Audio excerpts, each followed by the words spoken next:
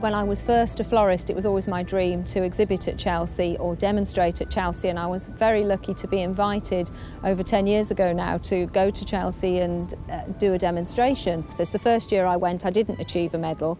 I learnt a huge amount, and then the second year I did manage to get my first medal, which was a bronze.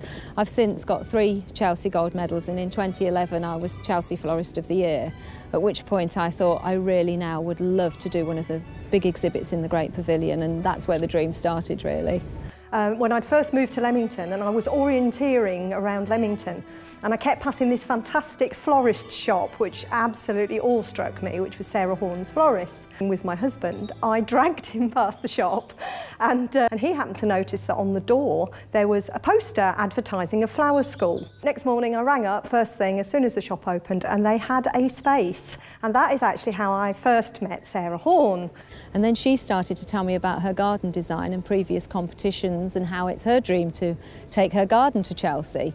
But she was thinking more in terms of a garden outdoors, and she said, it's my dream, I really want to do it. So I just flippantly said, let's do it together, why don't we do one in the Great Pavilion together? And Sarah and I got together one evening and started just talking about our plans of what we would do if we did go to Chelsea. And it was quite spooky how similar the ideas we had were. At which point we all talked about how would we get it off the ground? Would we look for one big sponsor? Could we do it as a community venture? And at that point we then decided to present it to the bid board. When Sarah and Debbie first approached us and told us about the idea, the board of directors and I were absolutely bowled over by it, to be honest. I think the board nearly fell off all their chairs with excitement.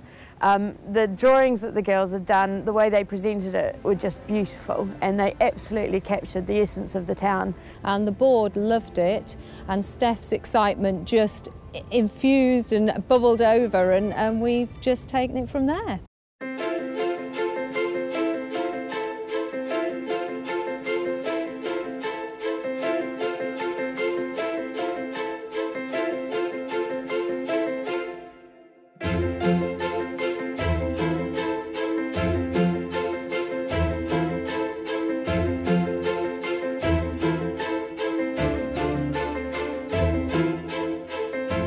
So let me talk you through the inspiration for the garden. Sarah and I walked around town and took a lot of inspiration from the beautiful Regency architecture. There's a metal framework that goes over the garden which is inspired by this. It's also inspired by the bandstand, various memorials around Jefferson Gardens and around town.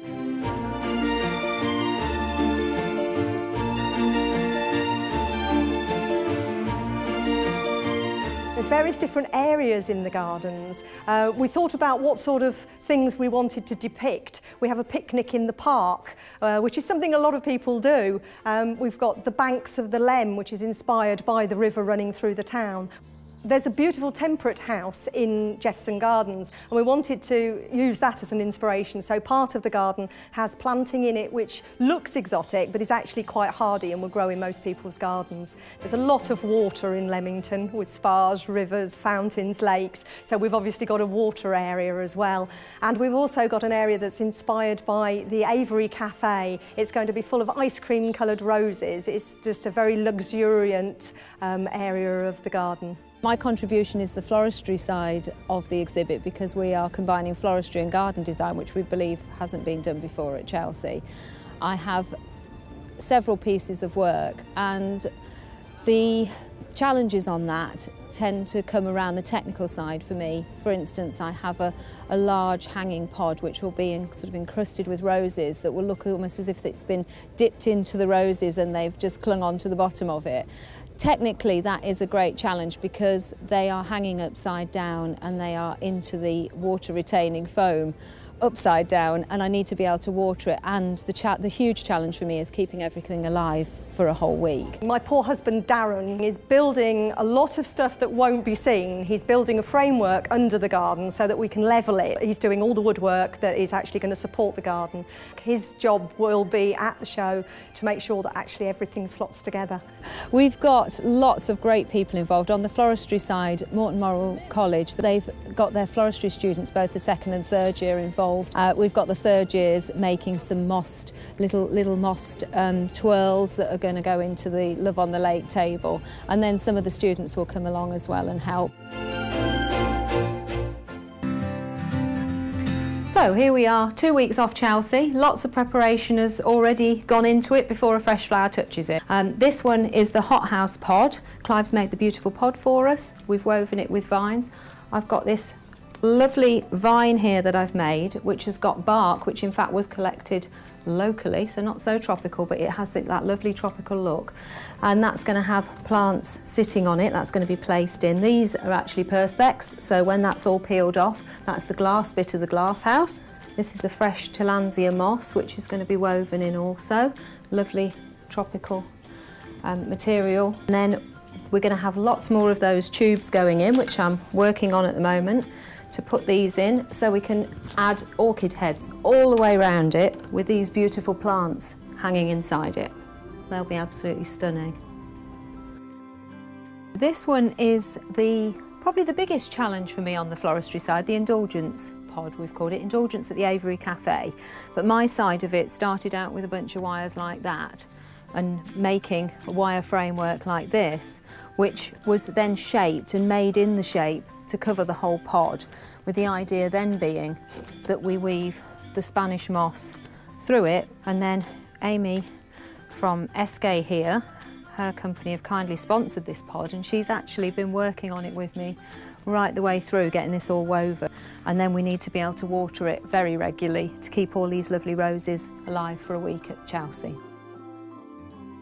Here we've got our prepared Banks of the River Lem pod. I love this one, it's so natural, and I love the technique that we've used in it as well. We started off with the same sort of mesh. The wire mesh is then woven with birch, silver birch. But when Clive made this pod for me, he put on this lovely detail, so that's in with the metalwork, all this lovely kind of vines. We want it to look really natural, so the one thing I didn't want to do is cover that up.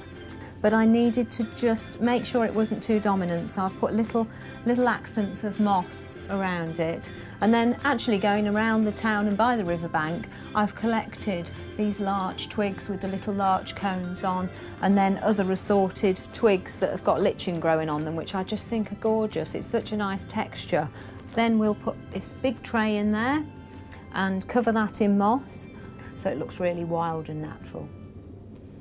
Our beautiful arbour structure was made by Clive Sanderson. He owns a company, Charles Branson Design, and it is just, for us, one of the most fabulous parts of the exhibit. He's provided a very unique interpretation of the Regency ironwork that we find right throughout Leamington Spa. And today we've been preparing it by painting it actually, and it needs 4 coats. So we're very lucky, lots of people in the town have donated things to the project, and the paint for the arbour was actually donated by Farron Ball, and it's a beautiful pavilion grey colour, which I think is going to just look absolutely beautiful, and set the planting off and all the other parts of the exhibit off beautifully once we get down to Chelsea.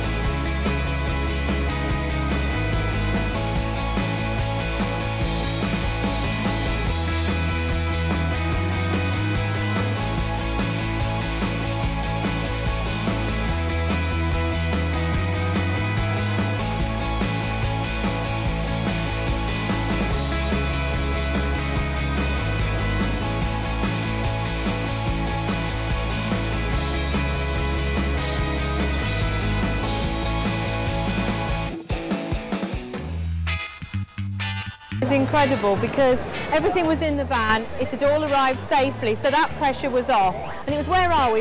And I was so interested in where we were, finding the place, getting unloaded. I kind of hadn't thought about anything else, and I just looked at it and went, oh, it's incredible. I was absolutely, well, blown away when I saw that indulgence pod go up there, and it just floats up above my planting, which is exactly what we envisaged it doing. We're proud of what we've achieved, I think. Yeah. And we, you know, a big, huge thank you to all of Leamington and all of the supporters, because we couldn't have done it without them. And we hope they like it as much yes. as we do.